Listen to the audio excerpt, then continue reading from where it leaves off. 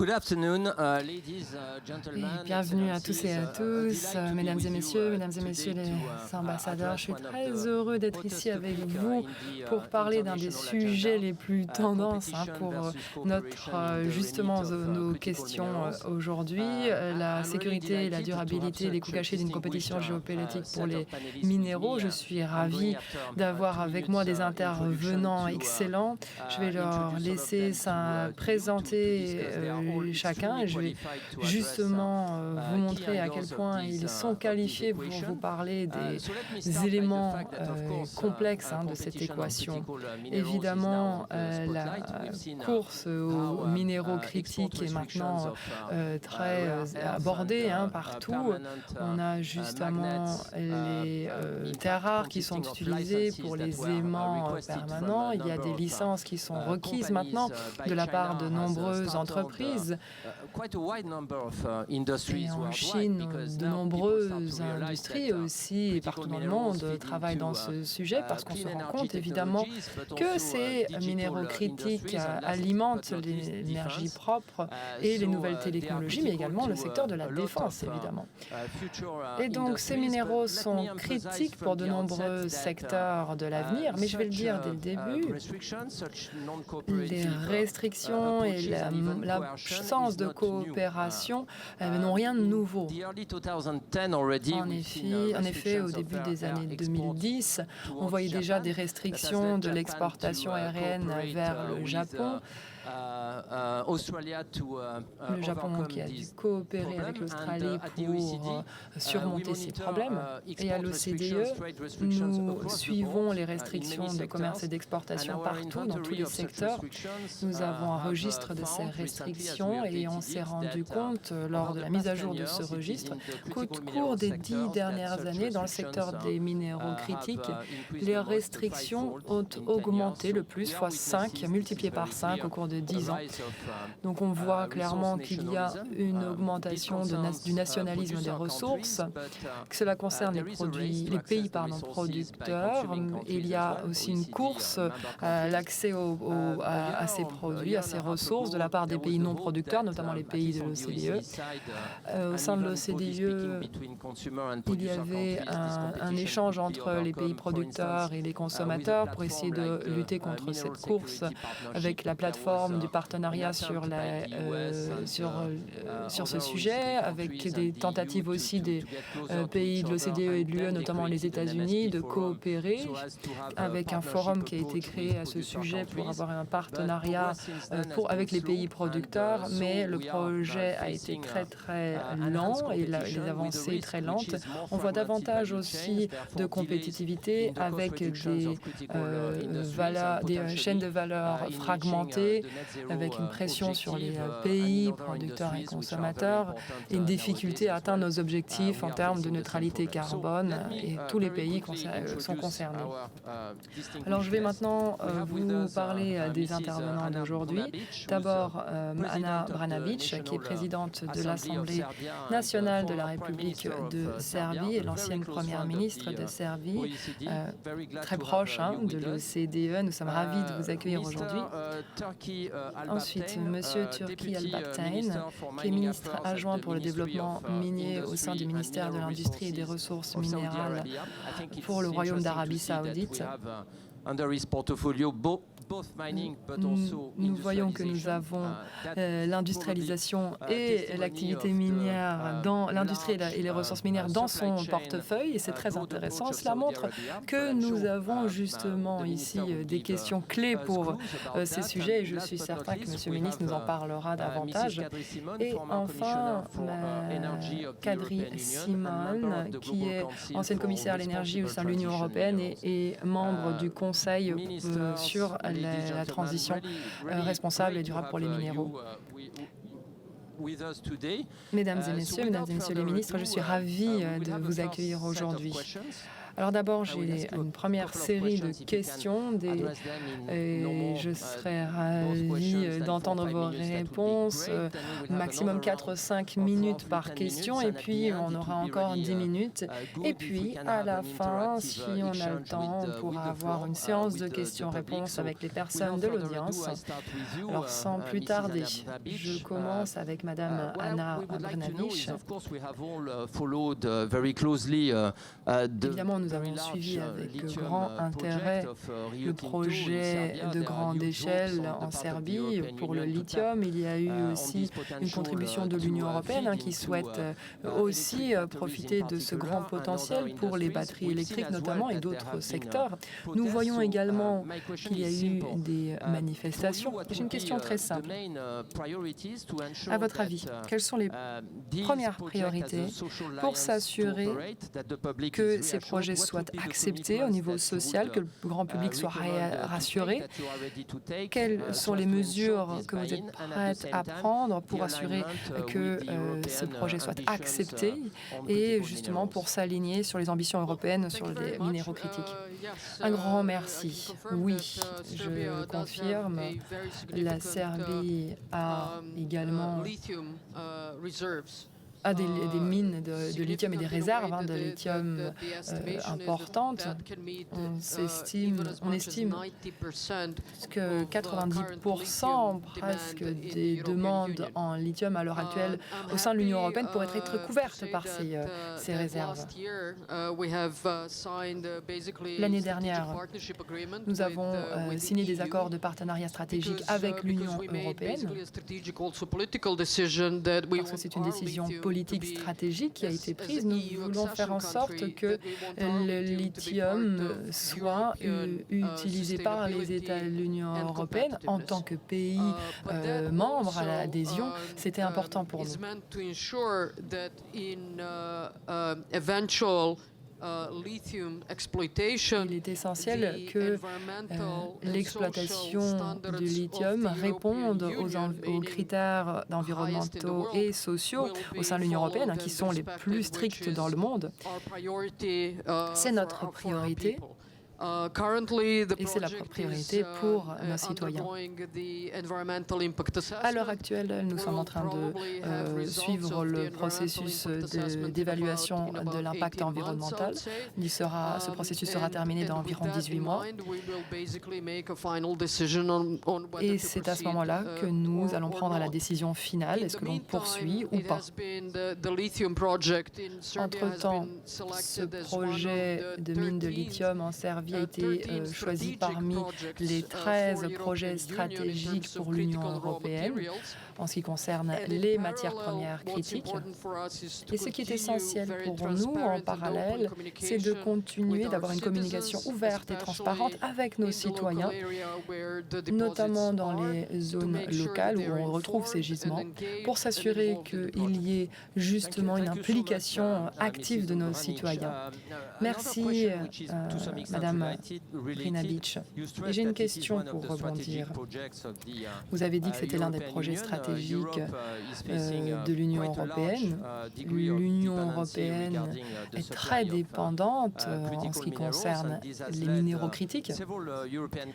Par conséquent, de nombreux pays européens essayaient justement de trouver des solutions pour répondre à ces besoins, cette demande. Est-ce que vous pensez que la production nationale est la solution pour réduire la dépendance européenne et pour justement surmonter les problèmes d'une chaîne d'approvisionnement fragmentée? Oui, je pense en effet que c'est le cas. Et j'estime que vous avez vraiment ici trouvé quel était le nœud du problème. Il s'agit d'assurer qu'il y ait une chaîne d'approvisionnement sûre et fiable au sein de l'Union européenne. Si on a du lithium et si c'est justement la production est en Serbie et que la production reste en Serbie, et on espère qu'un jour la Serbie deviendra un membre à part entière de l'Union européenne et que nous ferons partie de la même famille d'États. Et sans chaîne d'approvisionnement, c'est difficile. Je crois que l'Europe a cette capacité et qu'elle a surtout ce pouvoir d'innovation pour s'assurer que la chaîne d'approvisionnement soit localisée en Europe. Il y a ainsi justement une source d'innovation et de nouvelles technologies au sein des start-up européennes en coopération avec d'autres pays et dans le cadre de partenariats publics-privés. Monsieur le ministre Turki Al-Babtain, je me tourne vers vous. Nous avons constaté beaucoup de changements dans le domaine des minéraux critiques et je me suis rendue au forum à ce sujet en Arabie Saoudite et j'étais à l'OCDE aussi en janvier. Et nous voyons qu'il y a des ambitions élevées, surtout via Ma'aden, qui est la plus grande entreprise d'extraction, et notamment grâce au financement. Et vous avez une approche axée sur la chaîne d'approvisionnement. Et vous montrez que ce n'est pas seulement une question d'extraction, mais qu'il faut aussi s'intéresser aux segments en aval de la chaîne d'approvisionnement. Pouvez-vous nous parler de vos ambitions en termes de minéraux critiques et l'industrie dans le royaume? Merci Karim. Je suis ravie de partager ce panel avec d'autres intervenants de telle qualité pour justement ensemble arriver à nos objectifs de diversification et d'électrification. L'Arabie saoudite est un hub émergent en termes de minéraux. Nous ne voulons pas seulement être un pays producteur, nous voulons aussi être pionniers de la durabilité et de la résilience dans ce domaine. La transformation du secteur minier, ce n'est pas seulement une réforme industrielle, c'est aussi, ça fait partie d'une vision stratégique pour 2030. L'objectif étant de faire en sorte que l'Arabie saoudite et que le secteur minier au sein de l'Arabie saoudite est considéré comme le troisième pilier de l'économie, en plus du gaz, du pétrole et de la pétrochimie. Et c'est pour nous la façon d'arriver à une résilience internationale. Notre stratégie se base sur deux fronts qui se renforcent mutuellement. Premièrement, au niveau national, 2,5 000 milliards de dollars de potentiel en minéraux grâce à un climat d'investissement qui mise sur la stabilité, la transparence et la confiance des investisseurs. Pour cela, il faut remodeler notre législation en termes d'investissement international afin d'être parmi les meilleurs. Nous voulons également mettre sur place un programme à ce sujet qui sera le plus grand au monde et qui couvre plus de 600 000 km². Nous allons aussi ouvrir une base de données géologiques, géostratégiques, qui va notamment permettre aux investisseurs de prendre des décisions informées. Et nous avons aussi des incitants ambitieux, par exemple des programmes qui encouragent l'exploration. La deuxième dimension, c'est la résilience internationale. Nous avons créé une venture conjointe entre des fonds d'investissement publics et notre entreprise nationale minière afin d'investir dans d'autres pays, des pays d'Afrique, d'Amérique latine et d'Asie, pour justement obtenir les ressources nécessaires pour l'industrie et l'économie. Ceci nous montre que le Royaume d'Arabie saoudite mise sur son autonomie tout en assurant la stabilité de l'approvisionnement en minéraux critiques.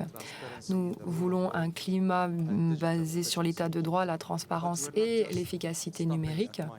Mais on ne va pas s'arrêter au secteur et se limiter au secteur minier. En effet, l'Arabie saoudite souhaite devenir un hub international pour ces énergies. Nous avons un atout géographique entre l'Asie, l'Afrique et l'Europe. Et grâce à cette situation géographique, nous pouvons être un pont logistique et stratégique pour les chaînes d'approvisionnement internationales. Nous avons des zones industrielles de grande ampleur et nous avons tous ces éléments dont je vous ai parlé. Et grâce à cela, nous avons un écosystème compétitif.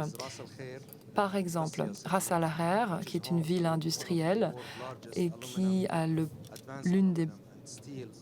l'un des plus grands complexes pour l'aluminium et l'acier. Et aussi, nous avons dans une autre région la production de phosphate et d'engrais à large échelle qui est mise sur la durabilité.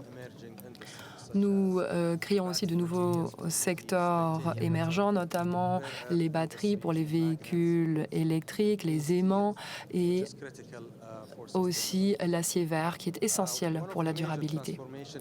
Et l'une des initiatives de transformation les plus importantes dont nous avons à notre disposition est la stratégie industrielle qui a pour priorité 12 secteurs industriels.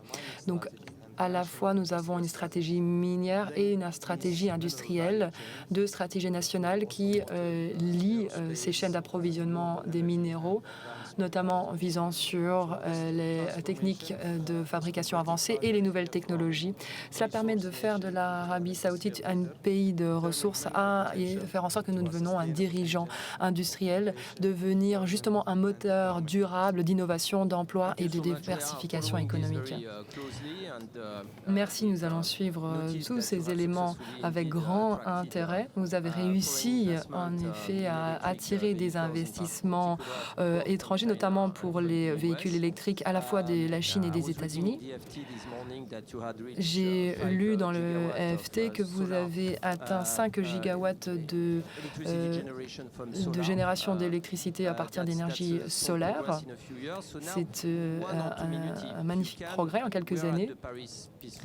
Nous sommes au Forum sur la paix de Paris et quels sont les risques d'une compétitivité renforcée dans ce secteur? Parce que, d'après vous, quelle serait la contribution de l'Arabie saoudite notamment en ce qui concerne la plateforme, le forum sur l'avenir des minéraux. Donc, quelle est votre contribution? Le Forum de l'avenir des minéraux est devenu une plateforme internationale très sérieuse pour la diplomatie des minéraux et le développement durable. Plus de 90 chefs d'État et de gouvernement d'Asie, Afrique, Europe, Amérique latine et d'autres régions du monde participent à ce forum pour coopérer sur le développement des minéraux durables et représente différents secteurs. Il s'agit d'une table ronde ministérielle. Nous avons déjà initié plusieurs projets transformationnels. Nous avons notamment mis sur pied un réseau et un centre d'excellence en Afrique et en Asie pour renforcer les capacités. Nous avons également des attentes régionales pour l'utilisation responsable des minéraux critiques et un cadre sur les minéraux critiques pour que la région devienne un pionnier pour les minéraux critiques. Nous avons notamment le fonds sur les minéraux. Nous avons aussi le cadre de l'OMC qui permet d'avoir un cadre commun pour le commerce responsable pour assurer la responsabilité fiscale et budgétaire des économies du monde. Donc on va au-delà de l'approche économique. C'est un engagement pour la paix et la prospérité en créant un lien entre les pays producteurs et consommateurs pour s'assurer que les minéraux deviennent une plateforme de croissance partagée, de stabilité régionale et de résilience à long terme. Merci. En effet, il y a un grand atout à avoir un partage entre les pays, justement, producteurs et consommateurs pour assurer la durabilité de ce secteur. Madame Simpson, je me tourne vers vous. Vous étiez anciennement commissaire à l'Union européenne. Aujourd'hui, je le disais, l'Europe essaye de dépenser davantage et d'investir davantage dans l'exploration et l'innovation. Aujourd'hui, on voit que l'Europe est toujours dépendante des pays extérieurs si elle veut justement répondre à ses besoins en minéraux critiques. Des mesures ont été prises, évidemment, la législation sur les minéraux, les matières premières critiques. Il y a beaucoup d'initiatives au sein de l'Union européenne, 40% de possession et 25% de recyclage. Et il y a aussi beaucoup d'accords qui ont été conclus. Pensez-vous que cela va suffire pour assurer l'autonomie de l'Union européenne? Alors, pour répondre rapidement, je dirais non. C'est pour ça que nous avons annoncé de nombreuses actions. L'Union européenne a un pilier fondamental, ce sont les biens et les services, ce cadre autour des biens et des services, et l'Union a beaucoup bénéficié de ce cadre. Parce que nous avons justement ce commerce équitable avec nos partenaires et nous avons pu, malgré les conflits dans le monde, avoir des partenariats aujourd'hui, des partenariats qui sont bénéfiques pour les deux parties et nous n'allons pas fermer nos frontières. Ceci étant dit, à l'heure actuelle, nous souffrons de cette dépendance parce que la dépendance, c'est une vulnérabilité.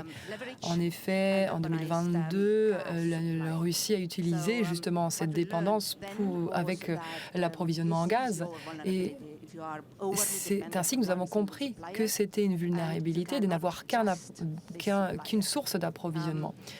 Il faut surtout que nos sources d'approvisionnement soient des partenaires fiables en qui on peut faire confiance.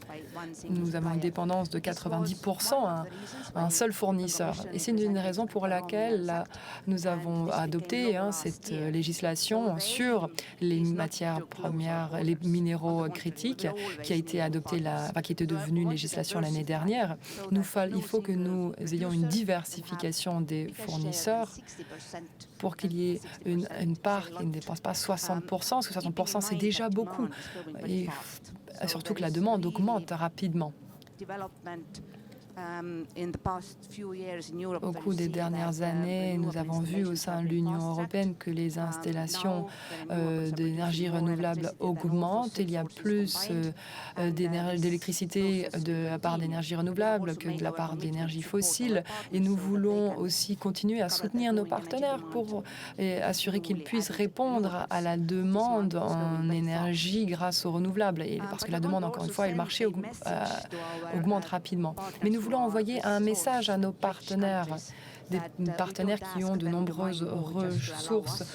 On ne peut pas leur demander d'avoir davantage de mines pour que nous puissions fermer nos mines de charbon. Parce que l'objectif, évidemment, c'est de remplacer le charbon par les renouvelables. Et pour ça, on a besoin de certaines matières premières. Et c'est pour ça que nous devons miser sur le recyclage. Beaucoup de ces matières sont déjà ici, mais ça coûte cher, cela prend du temps et on a besoin de beaucoup de garanties. Mais il faut le faire. Mais pour ça, on a besoin justement de miser sur la recherche et le développement. On a besoin justement d'avoir des activités économiques pertinentes. On a un objectif de 50%, et c'est déjà avec cette nouvelle législation, mais c'est déjà un défi aujourd'hui. Mais cela montre que nous voulons atteindre nos objectifs, même s'ils sont très ambitieux. C'est vrai, le recyclage, c'est essentiel, mais toutefois, selon les données du DEAI, de l'AIE, l'Agence internationale pour l'énergie, 25% des entrants pour les pays consommateurs en particulier pourraient être fournis par le recyclage. Mais on dirait que c'est un plafond. Si l'on voit les endroits où les centres de recyclage sont situés, disons que c'est la Chine en majorité, bien, en effet, le recyclage a lieu proche des sites de production. Autour de 240 des grandes entreprises, 200 sont en Chine. Et étant donné ces faits, on est un peu sceptique vis-à-vis de ces objectifs. On se demande si l'Union européenne pourrait vraiment avoir accès aux minéraux nécessaires. À quel point pensez-vous que les accords de partenariat signés par l'Union européenne vont permettre à l'Europe de justement assurer la sécurité de son approvisionnement? Je suis d'accord avec vous, le recyclage ne suffira pas pour couvrir la demande, mais c'est le message qu'on veut envoyer. Il faut éviter d'avoir des actions de gaspillage et nous voulons opter pour d'autres solutions, des solutions qui ne sont pas simples mais qui sont pertinentes. Et puis, il y a l'autre élément. Il y a des mines en Europe, évidemment, mais elles ne suffiront pas. En Finlande, au Portugal, on a des mines de lithium qui fonctionnent en cycle complet. Mais en Finlande et au Portugal, combiné, ce n'est que 1% de la production de l'Australie en un an. Encore une fois, on ne va pas pouvoir répondre à ces besoins sans nos partenaires. C'est pourquoi nous avons des mémorandums, des MOU, des Memorandum of Understanding, qui mais certains ont été signés l'année dernière seulement, mais Mme van der Leyen a annoncé le plan d'action sur les ressources de l'Union européenne. Peut-être que je prendrai le temps pour vous en parler tout à l'heure. Et elle a mentionné justement ses partenaires clés, le Canada, l'Ukraine, le Kazakhstan, pour n'en citer que quelques-uns. Merci beaucoup. Nous allons maintenant passer à une autre série de questions. Si possible, je vais vous demander d'être très concis, très bref, quelques minutes seulement par intervention pour qu'on ait le temps pour une séance de questions-réponses. Et je me tourne vers vous à nouveau, Madame Brnabić. Anna, vous avez dit plus tôt que la Serbie espérait, grâce à son gisement de lithium, espérait pouvoir répondre et couvrir toute la chaîne d'approvisionnement. Je pense que c'est l'ambition de nombreux pays.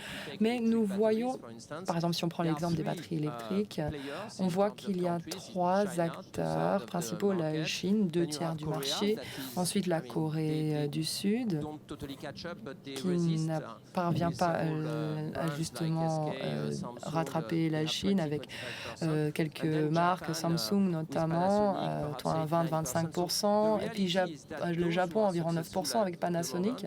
Donc la réalité, c'est que les acteurs aujourd'hui qui sont les plus grands sont des pays d'Asie. On n'a pas vraiment d'exemple. On a un exemple au sein de l'Union européenne avec une levée de fonds de 80 milliards de dollars, mais qui a des problèmes avec les législations américaines. Alors, à votre avis, est-ce que l'Europe pourra avoir une industrie de batteries autonome? Ou est-ce que vous pensez qu'il soit possible d'attirer des investisseurs étrangers qui réussissent aujourd'hui pour justement répondre aux ambitions d'industrialisation? Effectivement, je pense que c'est un de nos défis principaux. Nous devons être innovants et assez compétitifs pour être à la hauteur de ces nouvelles technologies, surtout en ce qui concerne les batteries. Il faut également réfléchir au type de batteries dont nous avons besoin et quel genre de technologies sont nécessaires pour les produire. Les Chinois ont eu du succès pour avoir des méthodes plus soucieuses de l'environnement avec la méthode LFP. Et quand on parle de l'Europe, je pense que nous n'avons pas été assez innovants. En Serbie, nous avons une start-up magnifique qui a développé des batteries LFP. On n'est pas assez compétitif vis-à-vis de la Chine encore à cause des économies d'échelle, mais je suis d'accord avec Kadri. Je pense qu'on ne peut pas être trop dépendant sur une source ou un fournisseur. Et c'est pourquoi il faut investir dans la recherche et le développement et l'innovation pour pouvoir être compétitifs. Il faut se demander pourquoi est-ce que nous produisions des batteries au lithium. Il y a différents usages pour les véhicules électriques, pour des véhicules de grande taille, des camions. Est-ce que c'est pour des infrastructures de stockage? Ce sont des batteries différentes dans tous ces cas. Et nous ne faisons pas encore partie de l'Union européenne, mais nous sommes un partenaire stratégique en matière de ressources minérales critiques et je pense qu'il faut que nous analysions où nous pouvons être compétitifs dans ce domaine pour pouvoir prendre une partie très spécifique, très niche du marché et pouvoir être compétitif dans ce domaine en particulier. Et pour pouvoir tirer parti de ces ressources, donc je pense que c'est possible de le faire. Et si nous réfléchissons de manière stratégique, prenant en compte que l'Europe a des gisements de matières premières critiques, et que l'Europe investit également dans des initiatives de recyclage. Si nous pouvons mettre toutes ces pièces ensemble, je pense que l'Europe, en tant que continent, peut être autosuffisant. C'est une valeur de l'Europe d'être ouverte sur le monde et de développer des partenariats. Donc évidemment, le fait d'être autosuffisant ne veut pas dire se fermer sur le monde et de ne pas avoir de partenariat avec les autres. Donc il faut s'assurer de notre approvisionnement et travailler avec les autres. Effectivement, ce sont des points très importants sur la technologie et l'innovation, qui sont des questions tout à fait critiques pour nous assurer que l'empreinte carbone ne soit pas trop élevée, mais que dans le même temps, nous puissions nous assurer de notre approvisionnement. Et il y a beaucoup de recherches qui sont faites dans ce domaine. Et comme vous dites, il y a la méthode LFP qui concurrence la MNC avec le sodium iode. Mais je pense que nous devons voir plus large et ne pas rester sur une ou deux ressources. Il faut se diversifier, surtout par rapport au changement dans les marchés. Tout à l'heure, on a parlé de plateformes qui ont été mises en place avec des pays d'Asie centrale, d'Asie, et nous avons parlé de la promotion de la coopération sur la chaîne de valeur critique. J'aimerais vous poser une question sur l'Afrique. L'Afrique est très riche en ressources minérales. Nous voyons que l'Arabie saoudite a un rôle de plus en plus important vis-à-vis des pays africains. Mais comment voyez-vous la coopération avec les pays africains dans ce domaine? Merci beaucoup. Comme vous savez, l'Arabie saoudite a une relation forte et stratégique avec le continent africain, avec une grande partie du continent africain.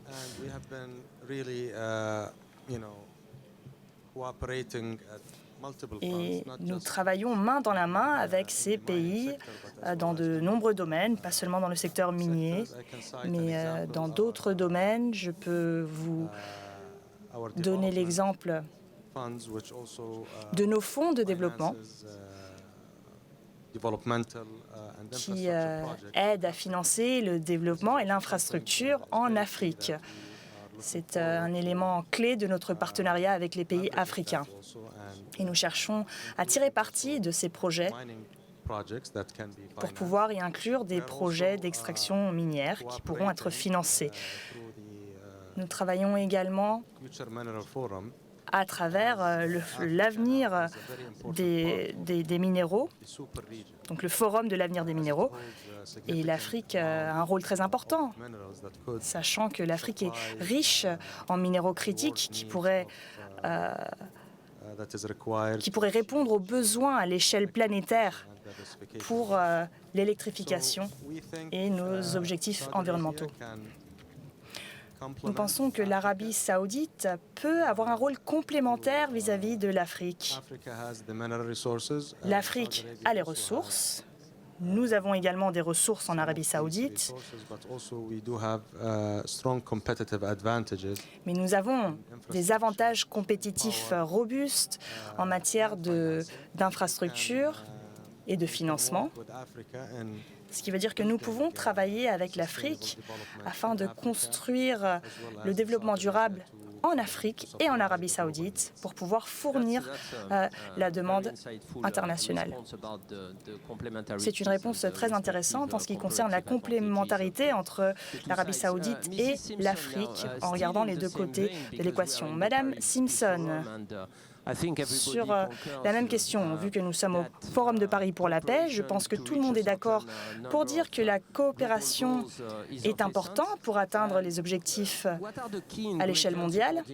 Quels sont les ingrédients clés, selon vous, qui devraient être inclus pour mettre en place des accords et des partenariats entre l'Union européenne et les pays producteurs pour nous assurer que les avantages soient bien partagés tout au long de la chaîne d'approvisionnement? Oui, je pense que nous savons tous que les pays riches en ressources ne veulent pas uniquement donner leurs ressources aux autres, parce que cette richesse en ressources devrait pouvoir créer des bénéfices pour ces pays producteurs, évidemment. Du point de vue de l'Union européenne, nous avons signé des accords, pas seulement dans le secteur minier.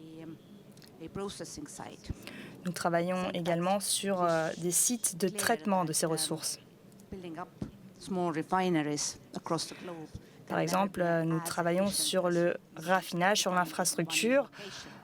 Il est plus intéressant d'utiliser les infrastructures dans un endroit en particulier, mais il faut trouver les moyens pour mettre en place ces infrastructures. Il faut un soutien financier pour diversifier la chaîne d'approvisionnement. Et il y a également des exigences en ce qui concerne les consommateurs. Il faut diversifier les fournisseurs. Ce qui m'emmène à la situation actuelle où il y a plusieurs acteurs sur le marché qui sont en train de s'accaparer de toutes les ressources. Et la semaine dernière, il y a eu une annonce et l'Union européenne considère que cet accaparement de ressources montre qu'il y a un manque de confiance en ce qui concerne l'accès à ces matières premières et donc que certains acteurs veulent avoir des ressources, des réserves stratégiques. Ce qui veut dire qu'il y aura certainement une demande pour certains produits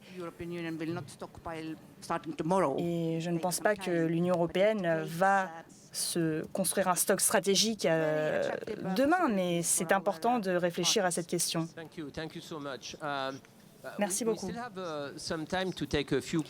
Il nous reste encore un petit peu de temps pour prendre des questions de l'auditoire. Nous essayerons de répondre à 2-3 questions. S'il vous plaît, soyez concis, ce qui permettra à d'autres de prendre la parole.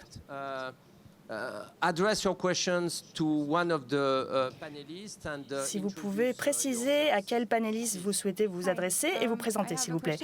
Bonjour. J'ai une question pour Anna Barnabić. Nous sommes conscients des manifestations menées par les étudiants en Serbie, mais même avant ces manifestations, il y en avait d'autres sur l'extraction du lithium. Donc je voulais vous demander comment est-ce que vous pensez que les actions du gouvernement serbe à l'avenir auront un impact sur la confiance de la population en le gouvernement. Anna, peut-être que vous pouvez répondre à cette question et nous en prendrons d'autres par la suite. Bien sûr. Je pense qu'il est important de pouvoir communiquer de la manière la plus transparente possible avec notre population sur les questions liées au lithium et sur d'autres questions. Nous avons eu énormément de manifestations de grande échelle sur ce thème. Mais ça nous mène également à la question de l'analyse coût-bénéfice. Nous voulons tous mettre fin aux conséquences négatives du changement climatique. Nous voulons avoir des véhicules électriques, avoir des ressources d'énergie renouvelable. Et nous avons besoin de ressources intermittentes avec des capacités de stockage à grande échelle. Et ces infrastructures nécessitent des batteries de lithium, au moins pour 2 décennies à venir. Il faut également penser de manière pragmatique. Je comprends que la population est préoccupée par les questions environnementales. Mais il faut pouvoir extraire les minéraux possibles pour pouvoir combattre les conséquences du changement climatique. Donc en ce qui concerne la conscientisation, nous devons en faire davantage. Oui, c'est absolument vrai. À l'OCDE, nous travaillons sur cela, nous travaillons avec beaucoup de données, l'Agence internationale de l'énergie également. Et même s'il y a des émissions liées à l'extraction de ces matières premières, de ces minéraux, au cours du cycle de la vie d'un véhicule électrique par rapport aux véhicules thermiques, il y a quand même moins d'émissions dans l'équation totale. Et l'extraction n'a pas lieu sans contexte. Les données nous montrent que si nous voulons atteindre la neutralité carbone d'ici 2050, nous aurons 2/3 de moins d'extraction que si nous ne dépendions pas de minéraux critiques. Encore 1 ou 2 questions peut-être ici de ce côté. J'ai une question pour Madame Simon. Il y a quelques années, il y a eu un projet qui a été annulé en raison des manifestations. Les populations étaient concernées par les questions environnementales. Est-ce qu'il y aura des répercussions au niveau de la pollution pour la Serbie ?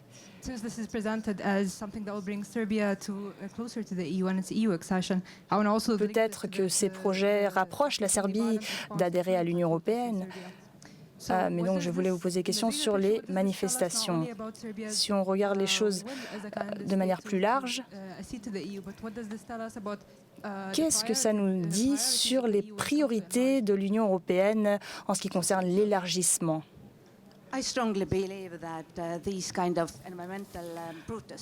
Je pense que ces manifestations font partie de notre vie quotidienne. Nous avons ce genre de manifestations au long et au large de l'Europe, soit c'est contre l'extraction minière, les mines à charbon, mais également contre les projets d'énergie renouvelable, contre la mise en place de centrales éoliennes ou d'installations de panneaux solaires, en raison de l'origine de certains de ces matériaux. En 2022, je me suis réunie avec ces groupes environnementaux et je leur ai demandé d'être plus compréhensifs parce que c'est uniquement en mettant en place ces méthodes que nous pouvons réduire notre dépendance. En 2022, l'Europe a perdu le gaz russe, son accès au gaz russe, mais ça nous permet de produire plus d'électricité à partir d'énergies renouvelables. Cela étant dit, la Serbie fait partie de l'Europe. Donc c'est logique que la Serbie se comporte en tant que futur membre de l'Union européenne, parce qu'un jour, la Serbie fera partie de l'Union européenne. Et nous traitons nos pays partenaires de la même manière que nos États membres. Nous leur demandons de respecter les mêmes normes, y compris dans le secteur minier. Oui, et pour rebondir sur ça, pour que nous puissions prendre une dernière question. Oui, très rapidement, pour vous dire que la situation est très folle. Là, nous dépendons à 70% sur le charbon. Et donc, c'est une source d'énergie qui n'est pas propre. Et en Serbie, nous n'avons jamais eu de manifestation contre l'extraction dans les mines de charbon.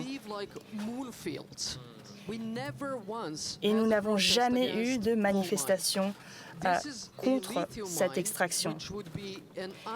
Et dans ce cas, nous parlons d'une mine de lithium souterraine où les pratiques agricoles pourraient continuer et en respectant les standards de l'UE pour l'extraction du lithium.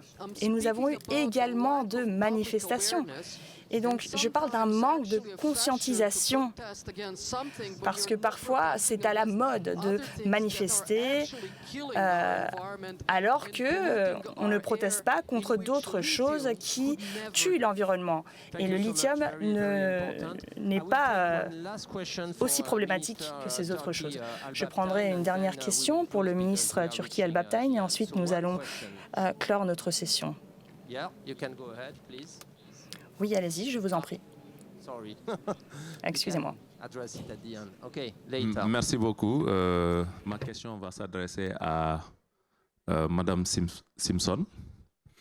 Alors, tout à l'heure, Daou, je pense que c'est Karim Daou, il a dit que l'Afrique est riche de minerais critiques, tout autant que l'Arabie Saoudite également, et qu'il compte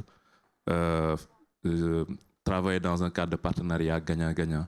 Et ils ont un avantage comparatif, c'est la technologie et le financement, c'est tout à fait vrai. Alors, je dirais à Mme Simpson, est-ce que vous ne pensez pas que ça doit être également la posture de l'Union européenne aujourd'hui, qui puisse venir en Afrique, non pas avec des contrats, comme on dit, déséquilibrés, un partenariat bien équilibré et qui pourrait profiter à l'Afrique, qui est évidemment bien riche en ressources naturelles, aujourd'hui, et que ces ressources-là puissent profiter aux populations. Parce qu'aujourd'hui, l'instabilité... on arrive à la fin, donc il va falloir finir la question tout de suite, s'il vous plaît. Ouais, on a dépassé le temps. Oui, très rapidement. Donc, est-ce que vous ne pensez pas qu'aujourd'hui, l'Union européenne également, ou les pays de l'Europe, pourraient faire autant que l'Arabie Saoudite, qui d'ailleurs a été l'invité d'honneur du Forum Invest in Sénégal? Je vous remercie. Mrs. Simpson, and then I'll ask the panelists to give one word of conclusion. Please go ahead. Madame Simpson, et ensuite nous allons conclure. Merci beaucoup. L'Union européenne veut absolument soutenir l'Afrique. Je souhaite vous donner un exemple. La Commission européenne et la Commission africaine est en train de concevoir le marché de l'électricité africain qui permettra aux pays africains d'exporter leur électricité. En Europe, nos 27 États membres et certains pays voisins, tels que les pays des Balkans et l'Ukraine, sont interconnectés. Les consommateurs y gagnent parce que les prix sont plus abordables. Et en ayant des partenariats avec l'Afrique, ce qui permettrait aux pays africains d'exporter leur électricité, nous voulons suivre un modèle similaire pour qu'il y ait des bénéfices pour tout le monde et partager notre expertise avec ces pays. Nous avons besoin d'énergie pour pouvoir tirer parti des ressources. Et nous prenons très au sérieux nos partenariats avec l'Afrique. Merci beaucoup.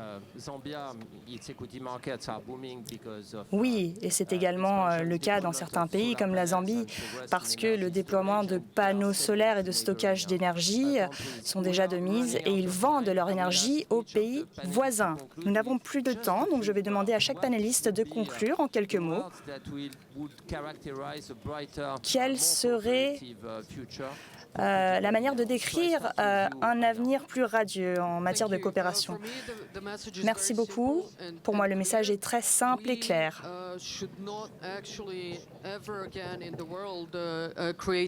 Nous ne devons plus jamais créer de colonies d'extraction minière. Plus jamais dans aucun pays. Nous ne devons pas avoir une politique d'extraction et d'exportation. Si nous décidons d'extraire d'un pays, nous devons tous et toutes nous assurer que les habitants de ces pays puissent profiter des bénéfices de cette extraction. Donc il ne faut pas retourner au modèle d'extraction-exportation. Oui, et ne pas recréer des colonies d'extraction minière. Turquie, je vous en prie, c'est à vous. Je pense que nous n'avons pas une pénurie de minéraux critiques, mais que nous avons une pénurie en matière de coopération et nous avons besoin de travailler ensemble.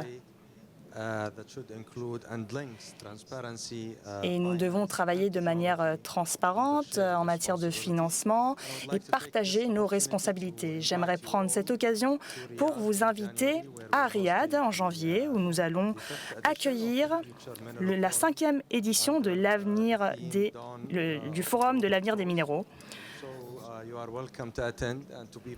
Et c'est une question pertinente pour tous et toutes et vous êtes les bienvenus. Je vous invite à venir participer à cette conversation d'échelle mondiale pour un avenir plus sécurisé et plus durable. Merci beaucoup. Je vais vous dire que moi, je serai là en tout cas. Madame Simpson, je vous en prie. Tout d'abord, je veux remercier mes collègues ainsi que les membres de l'auditoire. L'Union européenne a toujours voulu soutenir le multilatéralisme et je pense sincèrement que c'est gagnant-gagnant. Il ne faut plus travailler sur des chaînes d'approvisionnement fragmentées. Il faut rétablir les relations basées sur la confiance dans le commerce international. Cela étant dit, il faut construire des partenariats gagnant-gagnant et c'est la bonne manière de travailler. Et l'Europe peut donner l'exemple et avoir des exigences élevées de respect de ses partenaires pour que ces accords commerciaux soient gagnant-gagnant. Merci beaucoup. Je pense que tout le monde sera d'accord pour dire que nous avons eu une session extraordinaire, très intéressante. Nous avons parlé de la chaîne d'approvisionnement, depuis l'extraction, nous sommes passés par l'innovation, le remplacement de technologies, la coopération, la compétitivité. Nous avons également comparé ce qui se passe dans le secteur des minéraux avec d'autres secteurs, les énergies fossiles, etc. J'ai été ravie de pouvoir modérer ce panel. Donc je vous invite à applaudir chaleureusement nos intervenants.